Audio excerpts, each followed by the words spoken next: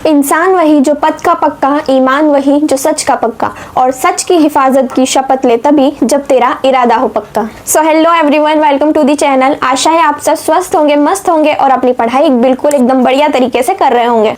तो जैसा कि आप सब जानते हैं कि हम लोग जवाहर नवोदय विद्यालय कक्षा छठी 2027 की तैयारी कर रहे हैं। जो प्रश्न पिछले साल पूछे जाते हैं ना, उसमें से 80 to 90% चांसेस होते हैं कि वही क्वेश्चन एग्जाम में आपको फिर से दिख सकते हैं, रिपीट होते हैं क्वेश्चंस, ठीक है। इसीलिए हम लोग करेंगे ताकि आपको एग्जाम में हेल्प मिल सके, है ना, और आपको एक आइडिया हो जाए कि किस प्रकार के प्रश्न आपको एग्जाम में देखने को मिल सकते हैं, ठीक है। तो चलिए वीडियो को स्टार्ट करते हैं।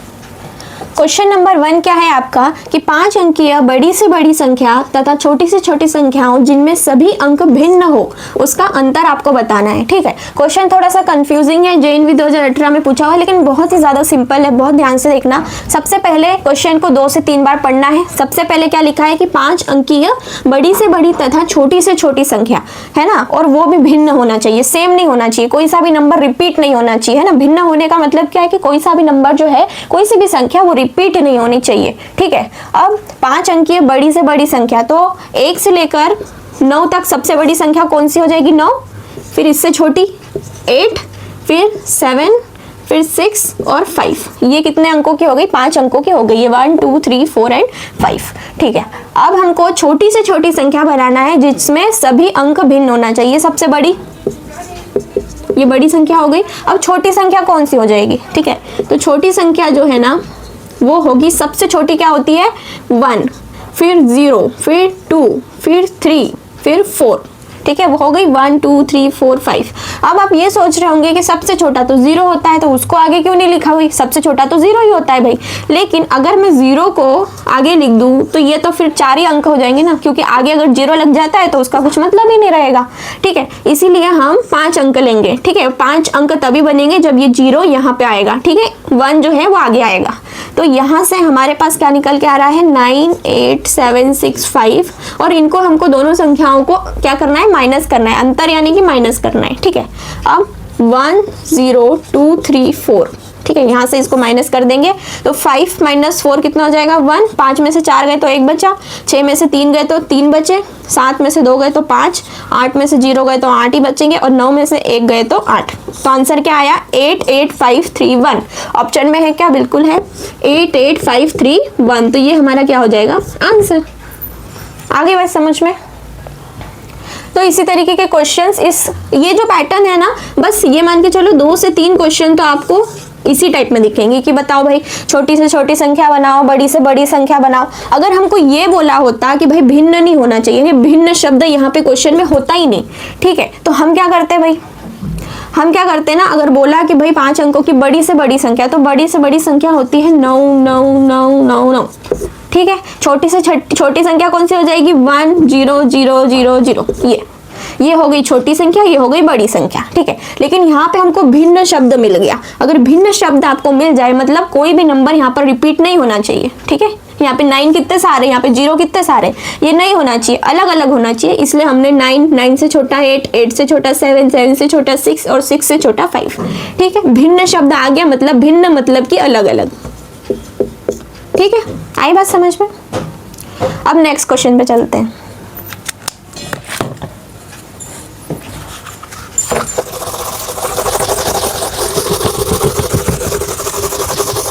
दूसरा प्रश्न आप देखोगे क्या है कि किस संख्या में 17 से भाग देने पर भागफल जो है वो 23 मिलता है और शेषफल जो है वो 7 बचता है ना। जेएनवी 2007 में पूछा हुआ क्वेश्चन है, तो देखना है इसको कैसे करना है ना। इस प्रकार का भी एक क्वेश्चन तो आपको डेफिनेटली 100% बोल रही हूँ कि आएगा, ठीक है। आएगा मतलब आएगा, तो बहुत ध्यान से देखना कि किस संख्या में 17 से भाग देने पर, है ना, यानी भाग किससे देना है? 17 से भाग देना है ना। और भागफल यानी कि जो आंसर इधर निकल के आएगा, भागफल कितना आ रहा है? 23, ठीक है।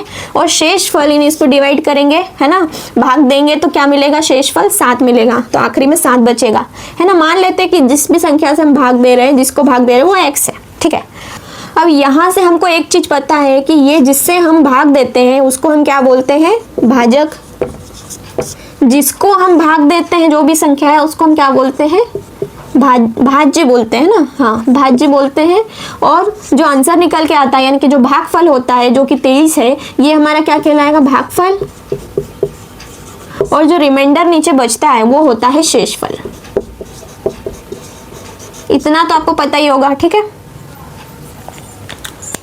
अब इस प्रकार के सवाल को कैसे हल करना है, हमको यहाँ पे भाजक दे दिया है ना, फिर यहाँ पे भाज्य भी दे दिया है, भागफल दे दिया है, ये भाज्य दे दिया है और शेषफल भी दे रखा है ना। हमको ये संख्या कौन सी है वो बताना है कि भाई एक संख्या है जो भी है उसको 17 से अगर हम भाग देंगे और भागफल अगर हमें 23 मिला और नीचे 7 बचा तो वो संख्या है कौन सी वो बताना है। तो ऐसे प्रश्न को हल करने के लिए ना एक फॉर्मूला होता है, उसको आप याद रख लेना, ठीक है। सबसे पहले भाज्य बराबर भाजक मल्टीप्लाई भागफल प्लस में शेषफल। आगे बात समझ में? बस वैल्यू पुट कर दो। भाज्य हमको फाइंड करना है, x है तो x लिख दिया, ठीक है। x मान लिया हमने, हमको नंबर पता ही नहीं, वही तो फाइंड करना है तो हमने x मान लिया। अब भाजक क्या है 17 मल्टीप्लाई भागफल क्या दिया हुआ है यहाँ पे 23 प्लस शेषफल क्या दिया हुआ है 7 दिया हुआ है, ठीक है।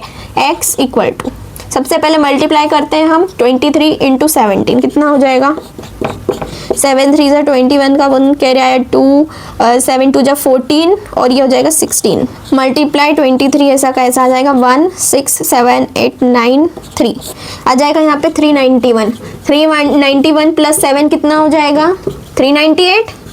तो आंसर हमारा क्या आ जाएगा x की वैल्यू यानी कि जो नंबर है वो कौन सा है 398। 398 एक ऐसा नंबर है जिसको अगर हम 17 से भाग देंगे तो हमको भागफल क्या मिलेगा 23 और शेषफल क्या मिलेगा 7। आ गई बात समझ में? बस ये आपको फॉर्मूला याद रखना है। ऐसा प्रश्न जब भी आपको दिखे बस ये फॉर्मूला आपको याद रखना है ना। बहुत ही इंपॉर्टेंट सवाल है। ऐसा प्रश्न मैंने आपको बोल दिया है कि एक प्रश्न तो आपको 100% देखने को मिलेगा ही मिलेगा, ठीक है। अब आगे चलते हैं।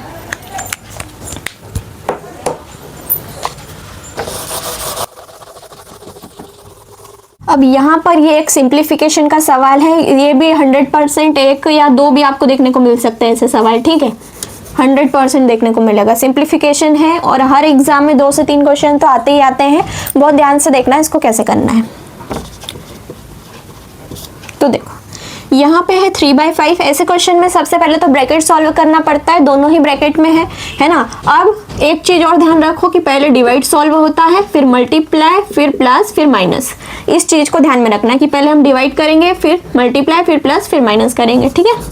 तो चलो स्टार्ट करते हैं। तो यहाँ पर है 3/5, इसको ऐसा कैसा लिखेंगे प्लस 1/5। अब आ गया डिवाइड। मैंने क्या बोला था डिवाइड पहले सॉल्व होता है, तो हम इस डिवाइड का क्या करेंगे, हम इस डिवाइड को मल्टीप्लाई में बदल देंगे तो रेसिप्रोकल हो जाएगा। 10 जो नीचे है वो ऊपर आ जाएगा न्यूमरेटर में और 3 जो ऊपर न्यूमरेटर में है वो नीचे डिनोमिनेटर में आ जाएगा, ठीक है। यहाँ से आया समझ में? मल्टीप्लाई यहाँ से 36/45 है। क्या मैं इसको काट सकती हूँ? ये दोनों ऐसी कौन सा नंबर है, ये दोनों जिसकी टेबल में आते हो, ये 9 की टेबल में आते हैं। 9 की टेबल में 36 कितनी बार आ जाएगा 4 टाइम और 45 आ जाएगा 5 टाइम। ये छोटा हो गया 4/5। अगर कट रहा है तो काट भी सकते हो, ठीक है, छोटा कर सकते हो, उससे सॉल्यूशन आसान हो जाता है। बाकी वैसा का वैसा। अब यहाँ से भी 5 1 जा 5 और 5 2 जा 10। अब यहाँ पे हमारे पास क्या बचेगा, बचा हमारे पास 3/5 प्लस 2 1 जा 2 और 3 1 जा 3 मल्टीप्लाई ये 4/5 इंटू 16/5 तो हमारे पास है, ठीक है। अब हम क्या करेंगे, अब हम इनको सेपरेटली सॉल्व कर सकते हैं, ठीक है। यहाँ पे सॉरी प्लस है, ठीक है। अब यहाँ से हम क्या करेंगे 5 और 3 का एलसीएम ले लेंगे। तो 5 और 3 का एलसीएम आ जाएगा 15। अब ये देखो कि 5 की टेबल में 15 कितनी बार आता है 3 टाइम। 3 का मल्टीप्लाई जो ऊपर न्यूमरेटर है उससे 3 3 जा 9, बीच में प्लस है तो प्लस। 3 की टेबल में 15 कितनी बार आ जाएगा 5 टाइम, 5 2 जा 10, बीच में मल्टीप्लाई है। वैसा ही यहाँ भी करेंगे 5 और 5 में यहाँ से 5 कॉमन निकल के आ जाएगा, एलसीएम इसका 5 ही आएगा, ठीक है। अब यहाँ से देखो 5 की टेबल में 5 1 टाइम 1 इंटू 4 4 प्लस है तो प्लस लगाना है, माइनस हो तो माइनस लगाना है। फिर 5 की टेबल में 5 1 टाइम 1 में 16 का मल्टीप्लाई करेगा तो 16 ही आएगा, ठीक है। यहाँ से 9 और 10 19 बाय में 15 है मल्टीप्लाई, यहाँ से हो जाएगा 20 बाय में 5, ये कट जाएगा 5 1 जा 5 और 5 4 जा 20। अब हमारे पास यहाँ क्या बच रहा है 19/15 मल्टीप्लाई 4/1। अब नीचे तो ये जो भी है उसका कोई भी लेना देना है, अब मल्टीप्लाई है, अब इसका आपस में मल्टीप्लाई हो जाएगा। नीचे तो 15 बन जाए 15 ही आएगा, ठीक है। इन दोनों का मल्टीप्लाई हुआ तो 19 4 कितना होता है 76, ठीक है। तो 76/15 हमारा क्या हो जाएगा आंसर, जो कि आपके ऑप्शन में भी है, ठीक है। तो ये होता है सिंप्लीफिकेशन, है ना। ऐसे सवाल आपको 2 से 3 देखने को मिल सकते हैं, 2 भी मिल सकते हैं, 3 भी मिल सकते हैं ना। अब मैं क्या पेपर थोड़ी बना रही हूँ तो मुझे पता होगा, लेकिन फिर भी मैं आपको जैसे पिछले साल जो पूछे जा चुके हैं ना उसका एनालिसिस करके मैं बता रही हूँ कि 2 से 3 प्रश्न तो आते ही आते हैं सिंप्लीफिकेशन से, ठीक है। अब आगे चलते हैं।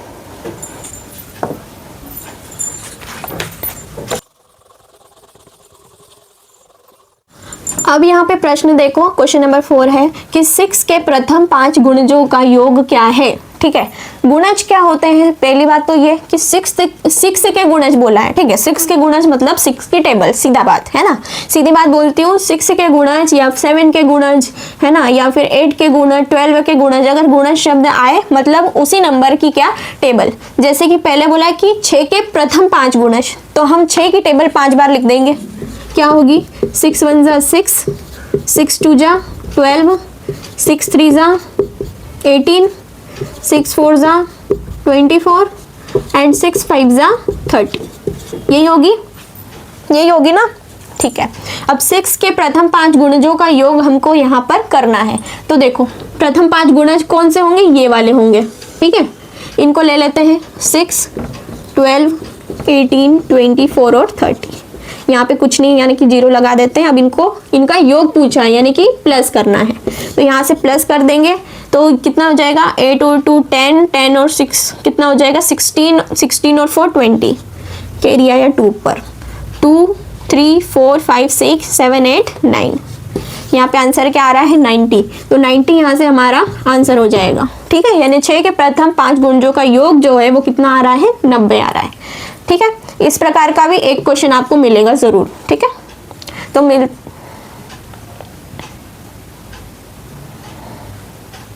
अब आगे चलते हैं।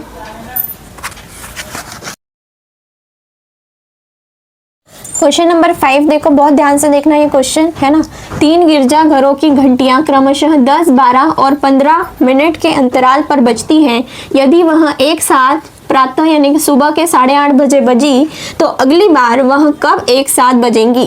3 घंटियां हैं, ठीक है। गिरजाघरों में आपने घंटियां नहीं लगी हुई देखी, वैसी घंटियां हैं और 1 10 12 और 15 मिनट के अंतराल पर वो बजती है और वह एक साथ कब बजी थी, सुबह के 8:30 बजे। तो आपको बताना है कि अगली बार वह एक साथ कब बजेगी। जेएनवी 2008 का प्रश्न है, ऐसा एक प्रश्न कंफर्म है कि आएगा, बहुत ध्यान से देखना, है ना। सुबह 9 बजे बजेगी, 9:30 बजे बजेगी, 10 बजे या 12 बजे।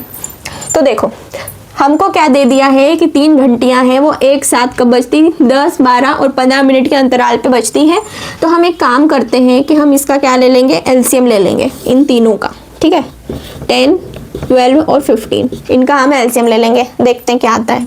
तो 2 से पहले जाएगा 10 आ जाएगा 5 टाइम्स और 12 आ जाएगा 6 टाइम, 15 तो जाएगा नहीं।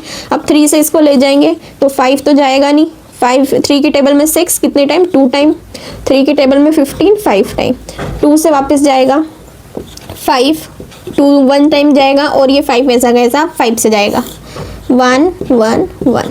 अब यहाँ पे 5 2 जा 10, 10 3 जा 30 और 30 2 जा 60, ये आ गया 60 मिनट, ठीक है। 60 मिनट, क्योंकि हमको मिनट में ही बोला है और हमने इन्हीं को क्या किया था एलसीएम ले लिया, तो हमको टोटल कितना मिला इसका एलसीएम 60 मिनट। और 60 मिनट में कितने घंटे होते हैं, 1 घंटा। पता है ना आपको कि 1 घंटे में कितने मिनट होते हैं, 60 मिनट होते हैं, ठीक है। 60 मिनट किसके बराबर है, 1 घंटे के बराबर है, ठीक है। 60 मिनट मतलब 1 घंटा, ये चीज ध्यान रखना। अब अगर वो 1 घंटा बाद, है ना, मतलब अगर वो 8:30 बजे बजी तो 1 घंटे बाद क्या हो जाएगा 9:30, 8:30, तो 1 घंटे बाद क्या हो जाएगा 9:30, होगा कि नहीं होगा। तो सुबह के वो 9:30 बजे जो है वो एक साथ वापस बजेगी। आ गई बात समझ में। इस प्रकार से पहले आपको तीनों का एलसीएम ले लेना है, ठीक है। फिर जो भी आए, मिनट में आए, घंटे में आए, उस हिसाब से आपको आंसर बताना है, ठीक है। आई होप आपको समझ में आ गया होगा। अब नेक्स्ट क्वेश्चन पे चलते हैं।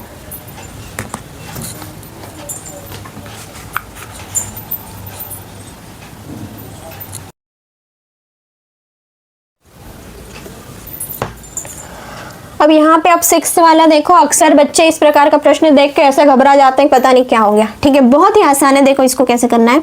देखो हमको यहाँ पे 2x दिख रहे हैं, हम एक काम करते हैं ना, इसको 2x को हम इधर लिख देते हैं पहले, x का स्क्वायर यानी 2x। ठीक है, बराबर में क्या है 196 तो इधर है ही, ये जो डिवाइड में है x के डिवाइड में है 25, इधर आएगा तो किस में बदल जाएगा, मल्टीप्लाई में 25।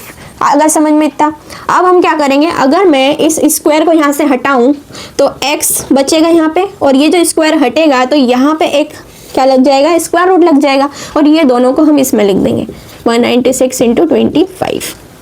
इतना आया समझ में। अब देखो x इक्वल टू 196 को मैं क्या लिख सकती हूँ, 196 किसका स्क्वायर रूट होता है, 196 स्क्वायर रूट होता है 14 का। ठीक है, स्क्वायर रूट क्यूब रूट आपको याद होना चाहिए, एटलीस्ट 20 तक तो आपको याद होना ही चाहिए। इससे क्या होगा ना कि आपका एग्जाम में टाइम बच सकता है। ठीक है, आप मल्टीप्लाई करने बैठोगे तो वो चीज़ें नहीं करनी हमको। ठीक है, 14 का ये क्या है, स्क्वायर रूट है, तो 14 को मैं 2 बार लिख सकती हूँ। ठीक है, और मल्टीप्लाई यहाँ पे है। अब 25 किसका स्क्वायर रूट हो जाएगा, 5 का, तो 25 को मैं 5 इंटू 5 लिख सकती हूँ, बिल्कुल लिख सकती हूँ। x इक्वल टू, अब यहाँ अंडर रूट से मैं इसको बाहर निकालूंगी तो 14 यहाँ से कॉमन निकल के बाहर आ जाएगा, और यहाँ से क्या निकल के आएगा 5, तो x इक्वल टू 14 5 जा कितना हो जाएगा 70। तो 70 हमारा क्या हो गया आंसर, ये हो गया। क्या था इसमें, कुछ नहीं था, बस आपको क्यूब रूट स्क्वायर रूट याद होना चाहिए, तो आप ऐसा प्रश्न बहुत ही आसानी से कर सकते हो। ठीक है, 2021 में आ चुका क्वेश्चन है, पॉसिबिलिटी है कि ऐसा प्रश्न आपको एग्जाम में भी देखने को मिल सकता है। ठीक है, अब आगे चलते हैं।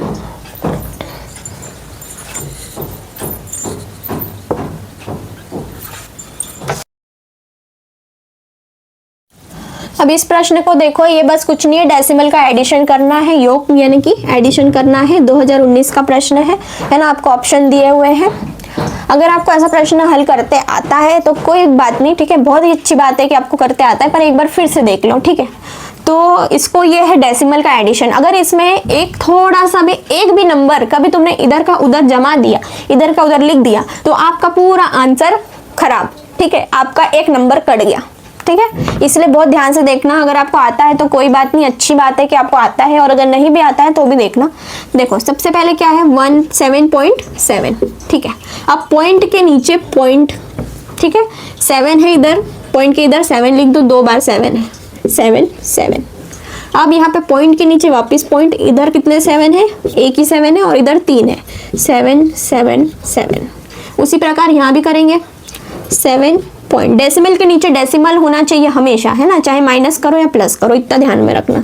7 ऊपर कुछ नहीं है, यानी 0 लगा दो, आपका एडिशन आपको जरा आसान लगेगा। प्लस करना है, ठीक है, इसको यहाँ 7 2 जा 14, तो यहाँ पे 4 आ जाएगा, ऊपर कैरी का 1 आ जाएगा। यहाँ पे 3 बार 7 है, 7 3 जा कितना जाएगा 21, और एक 22। फिर यहाँ पे 4 टाइम है, 7 4 जा 28, 29 और 30, 0 या 3, डेसिमल के नीचे डेसिमल। ठीक है, अब 7 4 जा 28, 29 30 एंड 31। तो हमारा आंसर क्या आया 31.0247, ऑप्शन में है, बिल्कुल है, ये हमारा आ गया। इस क्वेश्चन में ऐसा होता है कि पॉइंट के नीचे पॉइंट ही आना चाहिए, है ना, और पॉइंट के जो इधर लिखा हुआ है वो इधर ही आना चाहिए, पॉइंट के जो उधर लिखा है वो उधर ही आना चाहिए, है ना, नहीं तो पूरा आंसर आपका गलत हो जाएगा, है ना। एक छोटी सी गलती बहुत ज्यादा इशू बना देती है, इसलिए बहुत ध्यान से करना। ठीक है, अब आगे चलते हैं। यहाँ पे क्वेश्चन नंबर 8 है ना, बहुत ही मजेदार क्वेश्चन है ये तो, इसको देखना। 5 रुपए के एक सिक्के का भार कितना है, सॉरी 5 ग्राम नहीं, यहाँ पे 9 ग्राम है। ठीक है, 5 रुपए के एक सिक्के का भार है 9 ग्राम। ठीक है, और अनु के बैग में 5 रुपए के सिक्कों का कुल भार 9 किलोग्राम है, तो बैग में कुल कितने सिक्के हैं आपको बताना है। ठीक है, तो मान लो ये मेरे पास 5 रुपए का सिक्का है। ठीक है, 5 रुपए का सिक्का है, और एक सिक्के का जो भार है वो कितना है 9 ग्राम। तो एक सिक्का जो है वो उसका कितना है 9 ग्राम। ठीक है, एक 5 रुपए का सिक्का है, इसका जो वेट है, इसका जो भार है, उसका भार कितना है 9 ग्राम है। ठीक है, एक सिक्के का भार बोला है 9 ग्राम है, तो अनु के बैग में 5 रुपए के सिक्कों का कुल भार 9 किलोग्राम है ना। फिर भार हमको यहाँ पे कितने दे दिया है 9 किलोग्राम। तो देखो सबसे पहले तो इसको हम, जो कि किलोग्राम में है 9 किलोग्राम, उसको हम पहले ग्राम में बदलेंगे। ठीक है, ग्राम में बदलेंगे क्योंकि ये भी किस में है, ग्राम में है। ठीक है, आगे बात समझ में। अब एक सिक्के का भार कितना है, 9 ग्राम है, तो कुल कितना है, 9 किलोग्राम है ना। तो इसको हम किस में बदलेंगे, 9 किलोग्राम में बदलेंगे। ग्राम में बदलेंगे किलोग्राम को पहले, तो कैसे बदलेंगे भाई, तो देखो 1 किलोग्राम जो है वो कितने ग्राम के बराबर होता है, 1000 ग्राम के बराबर होता है 1 किलोग्राम। ठीक है, तो 9 किलोग्राम कितनों के बराबर होगा, 9000 ग्राम के बराबर होगा। होगा कि नहीं होगा, बिल्कुल होगा भाई। जब 1 किलोग्राम 1 केजी 1000 ग्राम के बराबर है, तो 9 किलोग्राम 9000 ग्राम के बराबर होगा। ठीक है, तो यहाँ से 9000 यहाँ आ जाएगा और 9 को हम इधर इसके नीचे लिख देंगे और डिवाइड कर देंगे। तो देखो 9 1 जा 9 और ये कितनी बार कट जाएगा, 1000 बार। ठीक है, यानी कि कुल कितने सिक्के हैं उसके बैग में, 1000 सिक्के हैं और उनका वेट कितना है, 9 किलोग्राम है। आ गई बात समझ में, तो 1000 सिक्के उसके पास है अनु के बैग में। ठीक है, आ गई बात समझ में। तो ये होता है प्रश्न, आपको पता होना चाहिए कि कितने किलोग्राम कितने ग्राम के बराबर है। ठीक है, ये मेजरमेंट का सवाल है, तो बहुत ही ज्यादा इंपॉर्टेंट सवाल है, मैं बोलती हूँ IMP सवाल है। ठीक है, 2010 में पूछा हुआ क्वेश्चन है। ठीक है, हमने बोल दिया भाई 1 किलोग्राम अगर 1000 ग्राम के बराबर है, यानी कि 9 किलोग्राम 9000 के बराबर हुआ, तो हमने क्या किया, 9000 को लिख दिया, बाय में 9 कर दिया, तो हमको पता चल गया कि उसके बैग में कुल कितने सिक्के हैं, 1000 सिक्के हैं। ठीक है, आगे चलते हैं। आप देखो क्वेश्चन नंबर 9 क्या है, सिंप्लीफिकेशन है ये भी। ठीक है, जो मैंने अभी आपको दूसरा क्या तीसरा नंबर पे कराया था ना, वैसा ही है पर थोड़ा सा अलग है। ठीक है, तो ये है, यहाँ पर आपको एक चीज समझ में आनी चाहिए। पहली चीज ये कि पहले हम छोटा ब्रैकेट सॉल्व करेंगे। ठीक है, उसके बाद करली ब्रैकेट सॉल्व करेंगे, उसके बाद ये वाला बड़ा ब्रैकेट सॉल्व करेंगे। ठीक है, पहले ये सॉल्व होगा, फिर ये सॉल्व होगा, उसके बाद ये वाला सॉल्व होगा। ठीक है, तो आइए देखते हैं कैसे करेंगे। 2018 का प्रश्न है। ठीक है, 2 इंटू तो वैसा का वैसा लिख देंगे, है ना। बड़ा ब्रैकेट अभी नहीं सॉल्व होगा, अभी छोटा वाला होगा। 2 इंटू करली ब्रैकेट भी बाद में होगा, 3 माइनस, अब आ गया 6 डिवाइडेड बाई 2।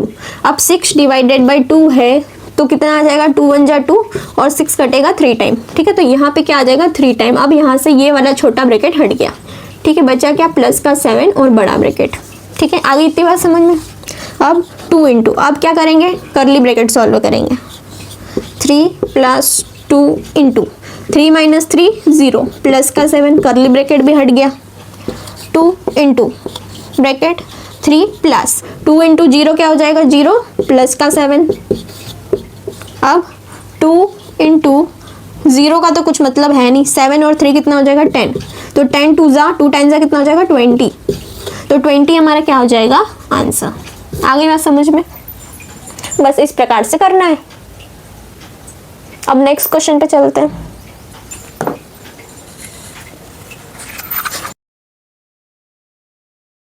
दसवां प्रश्न है, मेरी घड़ी पर समय 7:05 हो रहा है प्रातः के, यानी AM हो रहे हैं। ठीक है, सुबह के। यह 25 मिनट आगे है, तो सही समय बताना है कि क्या है ना। बहुत ही आसान प्रश्न है, 2023 का प्रश्न है और आप इसका आंसर मुझे कमेंट करके बताना। बहुत ही मजेदार सवाल है और बहुत ही इजी है, तुम आराम से कर लोगे ना, थोड़ा सा दिमाग लगाना तो कर लोगे। प्रश्न को पढ़ो, ऑप्शन देखो, आराम से कर लेना। ठीक है, देखते हैं कि कौन कौन कर पाता है और कौन कौन आंसर दे पाता है। ठीक है, कमेंट में मुझे बताना कि इसका आंसर क्या है, A है, B है, C है या D है। ठीक है, तो आज के लिए बस इतना ही, बाकी के प्रश्न और हम आगे सॉल्व करने वाले हैं। ठीक है, और आपको मैं इतना बोलना चाहती हूँ कि आप घर पर भी अपनी प्रैक्टिस जो है वो जारी रखना। ऐसे जो प्रश्न होते हैं ना, PYQs जो पिछले साल पूछे जा चुके हैं, ऐसे गणित के प्रश्नों को आपको घर पर भी हल करना है स्कूल के समय के अलावा। ठीक है, क्योंकि जब तक आप खुद से नहीं कोशिश करोगे ना, तब तक आपको आसान से आसान प्रश्न भी बहुत मुश्किल लगेगा। और आप मेरे वीडियोस तो देखते ही हो, ठीक है, उसमें से भी आपको बहुत कुछ सीखने को मिलता है, लेकिन आप घर भी अपना प्रयास करो। ठीक है, क्योंकि आप घर पे करोगे ना तो आपको हैबिट हो जाएगी उस चीज की, फिर आपको कोई भी क्वेश्चन जो है वो मुश्किल नहीं लगेगा। अगर कोई ऐसा प्रश्न होता है जो आपको नहीं आ रहा है तो बार बार प्रयास करो, 1 बार करो, 2 बार करो। अगर फिर भी नहीं आ रहा है तो मैं बैठी हूँ यहाँ पे, आप मुझसे पूछ सकते हो। और फिर भी अगर आपसे कोई प्रश्न लाख कोशिश करने के बावजूद भी नहीं हो रहा है सॉल्व, तो छोड़ के मत आगे बढ़ना। और जब भी आपको ऐसा लगे कि यार अब तो मेरे से हो ही नहीं पा रहा है, तो मेरी ये 4 लाइन जो है वो गार्ड बांध के रख लेना और उसको ध्यान में रखना। कि मुश्किल नहीं है कुछ दुनिया में, मुश्किल नहीं है कुछ दुनिया में, तू ज़रा हिम्मत तो कर। और ख्वाब भी बदलेंगे हकीकत में, ख्वाब भी बदलेंगे एक दिन हकीकत में, तू ज़रा कोशिश तो कर। तो बस कोशिश करते रहिए। और अगर मेरे लेक्चर्स आपको पसंद आते हो तो सब्सक्राइब कर लेना, ताकि ऐसे और वीडियोस आपको टाइम टू टाइम जल्दी मिलते रहें। ठीक है, तो मिलते हैं नेक्स्ट वीडियो में। जय हिंद, जय भारत।